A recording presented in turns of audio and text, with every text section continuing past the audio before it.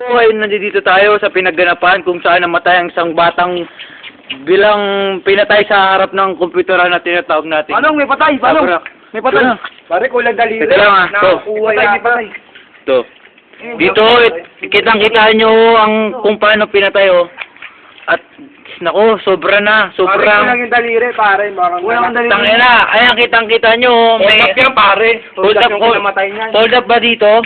Anong, ikaw boy, anong masasabi mo nung, sino ba tong batang to? Nakita ko, kinuha yung sing-sing. Sing-sing mga kinuha. Bakit nawala yung daliri niya? Nagtuloy Bakit yata. ganun? Ikaw, anong napuna mo nung dumaan tong batang to? Iniwan siya ng nanay niya eh. Nanay yata yung kanina dun eh, si Aling Inday.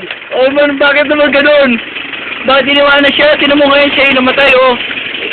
Ikaw pare, paano pagkakilala mo sa batang to? Napadaan lang po siya eh.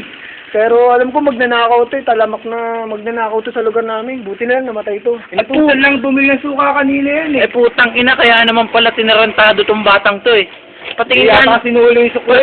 kita-kita nyo ang mga balang tumagos sa kanyang katawan. Eh mga balang yan, oh. Yan ang mga tumagos. Eh matindi, oh. Ayun muna yung mukha kahit konti. Huwag kang ngiti. Ayun yung mukha niya, putang ina. Kaya, Hindi pa siya na yung bata mo yan. Mas maganda yung may dyaryo na lang. oo nga, mas maganda Oo, na. may dyaryo na lang. Ano bang nangyari dito? Bakit biglang humandusay ang gagong yan dyan? Turo, hindi kinagat yung daliri. Kaya pa, Ayun yung pumatay oh. saan? Tumakbo. Wala na. Takbo! Abulin natin!